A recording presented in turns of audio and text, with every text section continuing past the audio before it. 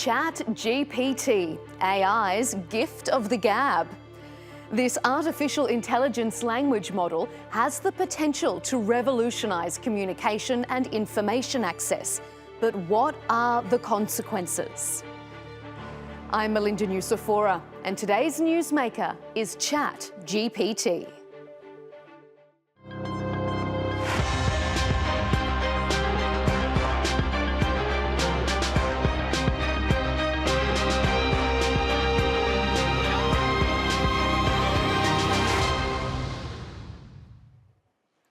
ChatGPT sparks fear and awe with its human-like chatty charm and language prowess. People worry about its potential to steal jobs, manipulate minds and breach privacy. But with responsible use, ChatGPT can bring laughter, convenience and a touch of magic to our daily lives. And if you think that sounds like something I wouldn't usually say, it's because none of what I've said on today's show so far was written by me. In fact, it was all written by ChatGPT. But let's give the technology a break for a moment and hear from our reporter about what ChatGPT actually is. This is ChatGPT, and it can speak for itself. ChatGPT, created by OpenAI, is one of the most sophisticated generative AI models. It is a language model that generates human-like text using deep learning algorithms. It may be adapted for specialized purposes like customer service chatbots or content creation. Here is how it works. After signing up for the beta OpenAI, you can start using ChatGPT. It looks like a chat box. You type in your request and it gives you an answer. This chat box can be used for anything. You can ask for a love poem or for it to solve a math equation. The replies are pretty impressive, but it has limitations. When you ask something like, "How do you feel about the weather?" As ChatGPT 3 notes, it doesn't have feelings, so it can only give you factual information. But some have questioned how accurate the information is, as the technology is still learning. CNAS, a tech news site, published 77 stories written by AI. They had to issue corrections on 41 of those articles. However, ChatGPT has already been tested on university exams. It has passed exams at some of the top business and medical schools, including one where a Wharton professor asked MBA final exam questions to the bot. ChatGPT's responses would receive a B or B- on the exam. Predictably, some Australian universities have decided to return to pen and paper final exams after some students were caught using the software. This kind of generative AI is part of artificial intelligence that focuses on creating new and original content, such as text, images, and music. But is a song written by a machine still a song if it can't feel the emotions it's singing about? And if it produces a picture based on existing art, can it still be considered original? Of course, the question on everyone's lips is, will AI replace us? Right now, AI cannot yet understand and experience emotions, generate unique ideas, apply common sense information, or make moral or ethical decisions. One concern is the potential for AI to perpetuate existing biases and discrimination, particularly in decision-making processes. Additionally, AI systems collect and analyze vast amounts of personal data, raising concerns about privacy. There is also the risk of AI systems being used for malicious purposes, such as creating deepfakes or spreading misinformation. As this technology develops, organizations need to consider these ethical implications. AI will be part of our lives in the future, but even it cannot predict how. It feels like we are opening up a Pandora's box, and there are so many pros and cons. So to debate it all, we're joined by Bryan from Columbus, Ohio, a senior Foresight manager at the Future Today Institute. Alexandra Seymour joins us from Washington, D.C. She's an associate fellow at the Center for a New American Security, a national security and defense policy organization. And Eerke Boiten is in Leicester. He's a professor of cybersecurity and head of the School of Computer Science and Informatics at de Montfort University. Mark, I want to start with you. You've described yourself as a technology optimist. There are so many positives. Let's start there. As a futurist, why do we need this technology in our futures? Well, I think this is an opportunity space that we have several compounding factors that are giving us rise to why everybody's so excited about ChatGPT. Globally, I think if we look at workers, employees, only 50% of them are happy with what they're doing right now. Another survey said that there was actually opportunity for embedding AI in their work that would allow them to be more productive, that would allow them to reduce some of the mundane tasks. So as in the United States, we've just gone through the Great Resignation, the Great Realignment. People are re-evaluating their purposes with work. I think that the excitement comes from the standpoint that this is that step forward where we might be able to consider how we could integrate AI into our lives that could tackle some of those mundane tasks. Many people that I've talked to are talking about this is an opportunity to write emails, to be able to help with scheduling, to be able to help even with translation possibilities. So I think people are trying to weigh in where they can parse this into their world that gives them time back in their lives. That's really what everybody's looking for is time. I also think that the acceleration of this adoption or this excitement is because it was brought on after Midjourney AI, where people are already starting to figure out how this could become a relevant generative tool. I mean, we could all do with a little bit of extra time in our days, that's for sure. Eerke, what about you? From a computer science background, why do you see this as a positive step forward in language technology? Well, it's obviously very clever. It produces very plausible looking text.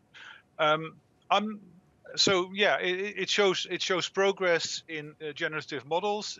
Generative models look more and more like what people do. Unfortunately, it looks at what's plausibly out there, and there is a big risk that what's plausibly being produced by ChatGPT is actually not correct.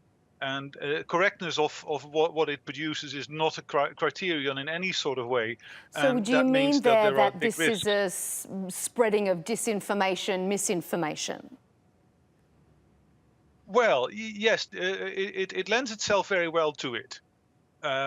It will produce part of the poisoning of our current world is people who know nothing talking about that with great confidence. And this is the tool which automates that at scale, makes that particular technique accessible to everybody. Well, for as long as the projected fees for it don't come into practice. I'm definitely going to come to that. The fact that it's free, I find that really interesting, but we'll get there in a minute. Alexandra, first, I want to ask you, as with all new technology, this could be harnessed for nefarious purposes. From a national security point of view, how much of a concern is this? Certainly, you're absolutely right that with any new technology, it could be used for nefarious purposes. And it's something that we are already seeing with this technology, in the sense that the ChatGPT has been prompted to produce things like phishing emails. There's a potential for malware.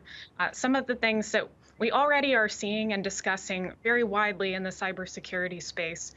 So that's something that we do need to continue to watch out for, to make sure that we're aware that the ChatGPT is able to produce content like this that does seem very believable, and to make sure that we're continuing to educate the public to make sure that they're protecting themselves and able to recognize that they might be targeted for phishing schemes. What do you think, Mark, about some of these ethical concerns? Do you think they outweigh the benefits? I think, like any new technology, we have to be cautious. I definitely think that there are concerns that we need to be aware of, just with the general level of understanding of where the information is coming from. I think that we should be considering things like other programs like GPT-0 or other AI-generated watermarks that let people know where the information is being created from. But I also think that this highlights something that we need to be aware of, is that right now, I agree with my colleagues in that ChatGPT is trained on the data that only leads up to 2021. It does not include information that's coming beyond that point. So I think that we need to be cautious with creating opportunities where people can start to learn how to spot misinformation, how to spot disinformation, how to spot fake news. I also think that it's important for us to realize that our own search engines, as they stand today, have inherent biases within them, that the algorithms learn your preferences that we might need to be able to break. So this could be an opportunity for us to be able to use ChatGPT to maybe break some of our own biases. I want to pick up on those sort of academic topics with you, Eerke. In an academic setting, how are universities tackling this? Well, that's a big question, and I've gone to my AI team in my school to say hopefully we can help educate the university in how to deal with this. At the moment, academically, we're sort of a little bit safe. This can produce things that sound plausible, but not quite right, and the not quite rightness shines through somehow. At the moment, ChatGPT makes up references. So if we ask our students to produce essays that are properly referenced, ChatGPT is almost certainly to just invent references by plausible sounding authors, plausible sounding titles. But I fear that they will be able to correct that particular aspect of it. Absolutely. And I think we're unavoidably. Is this going to have to change the way that the parameters or the measurements we use to determine academic success? Yes, definitely. Or at least it means that we need to think about our assessment methods, the context in which we assess. We really shouldn't go back to doing everything in controlled exam rooms because it tests the wrong sort of things. It doesn't test skills in the way that coursework and essays and things like that do. But we do need to be more inventive about it. And I am worried that by itself will not be enough. That there will be tools which help to detect AI-produced outputs. OpenAI itself is producing one of those, but that there will be an arms race between the detection and the production of plausible nonsense, ever more plausible nonsense. It is definitely going to be a race. Every time one improves, the other one's just going to try and get a step ahead. Alexandra, I wanted to ask you, we mentioned a little bit earlier in our discussion the fact that this is free. To me, that feels a bit concerning. I feel like if I'm not paying for something, then maybe I'm the product. Are there privacy concerns with this sort of technology? There certainly are privacy concerns with this technology. I think the first thing to think about, it's hard to say that you are exactly the product, but there is a level of responsibility that you have to take as the user when you're interacting with something like ChatGPT. So whatever inputs that you are deciding to put into the system, it is up to you exactly how you are going to use that content. So it is coming back to what we were talking about earlier and thinking about misinformation. The model still is continuing to fine-tune things like bias, and the data only goes up to 2021, so we know that there are accuracy concerns. So it is incumbent on the user to recognize what the limitations of the technology are. On the privacy front, I think another thing to consider is, as we're seeing the widespread adoption of something like ChatGPT, if we do see it adopted more widely, that is going to raise a lot of data privacy concerns because it's going to spur other organizations to start potentially requesting more types of data to feed into the model. Because at the end of the day, the model is only going to be as powerful and as accurate as the data that is being fed into it. So I think that what it really does is raise a lot of these data privacy questions that we've had here in the United States, where we don't have a comprehensive data privacy law.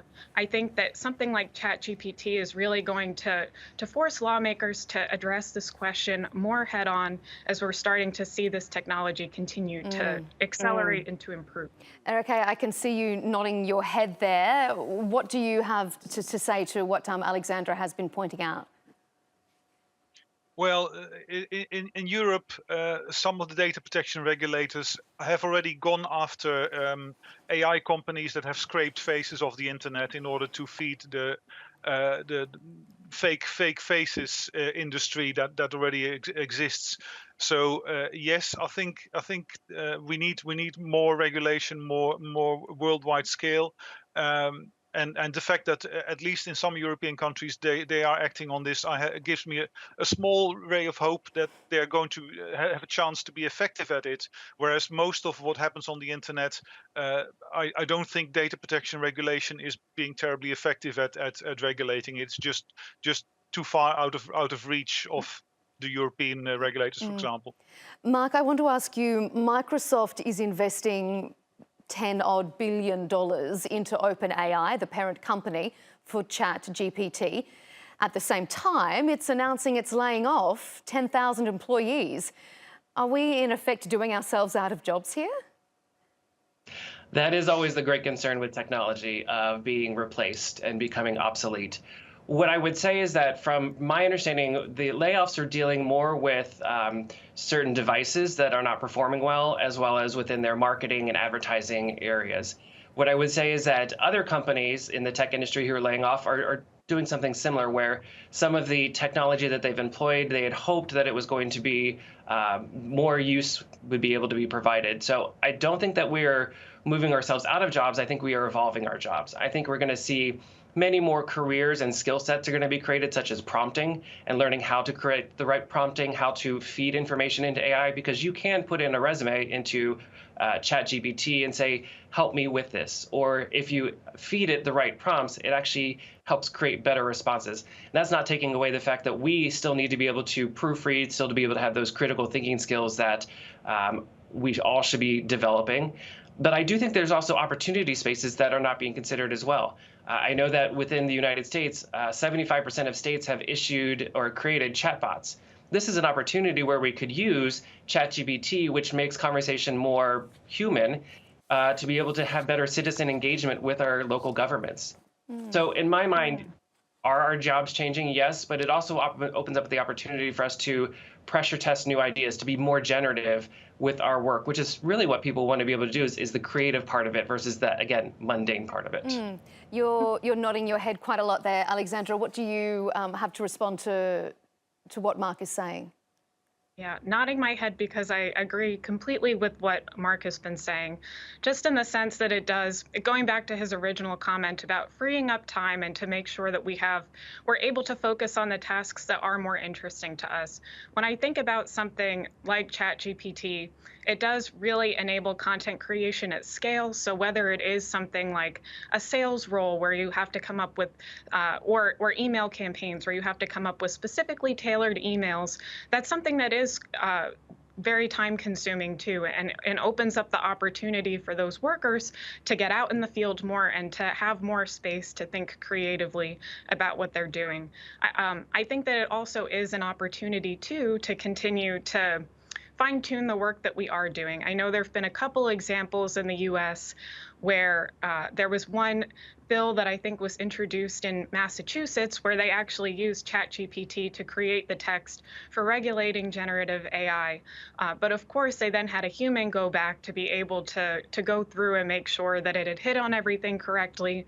So there is an iterative and a corrective process that goes along. It shows how far we can push the technology, but also recognizing that there are those limitations. So it creates efficiencies, and it also enables us to really think through it, and it enables us to give ourselves back more time and to learn from the process as well. I would love to keep discussing all this, but we're running out of time, so I'm going to give one last question to you, Eerke, in an educator sense. I also feel a bit concerned that if we're just feeding questions into an AI machine, we are losing the ability to critically seek out information and contextualise it ourselves. Is that a concern for educators, that we're going to lose that skill? I don't think it is. I think we're on a curve. I think the curve started with internet search being an important factor in how we study topics. Yeah, when when I ask students to do research, they will say, oh yeah, I've typed the right terms into Google search to start with. Yeah, and we've moved towards a point where you can find really useful and mostly academically valid stuff using those methods, as well as dross, depending on which area you work in particularly. But to a point where we just take Wikipedia as a baseline for students looking into something. So it's an upscaling of tools, and it means that it does refine our skills. It does require us to be more critical, but in other ways, I'm not sure ChatGPT and those sort of tools are the answer, because in the end they can only imitate. They do not know what they're doing. They have no model of knowledge. They have no model of truth. And yeah, to make things that look increasingly more like the examples that they can see doesn't mean that they capture truth any better. They just get found out for not knowing less frequently. Well, hopefully that Just means like we're not out of a job about anytime soon. But we'll have to leave it there. We have run out of time, but I appreciate your expertise, all three of you. Thank you for joining us here on The Newsmakers.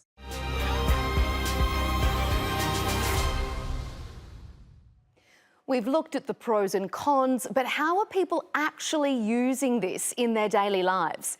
For some real-world context, Tobias Zwingmann is joining us from Hanover. He's the managing partner at Rapyd.ai, a German consulting firm helping clients integrate artificial intelligence into their business. Tobias, how do you recommend your clients use tools like ChatGPT? How can it make their businesses better? Yeah, I typically tell them that they should treat it as a huge productivity tool. So it's actually funny because in the very beginnings of AI, people always thought that AI will take their jobs.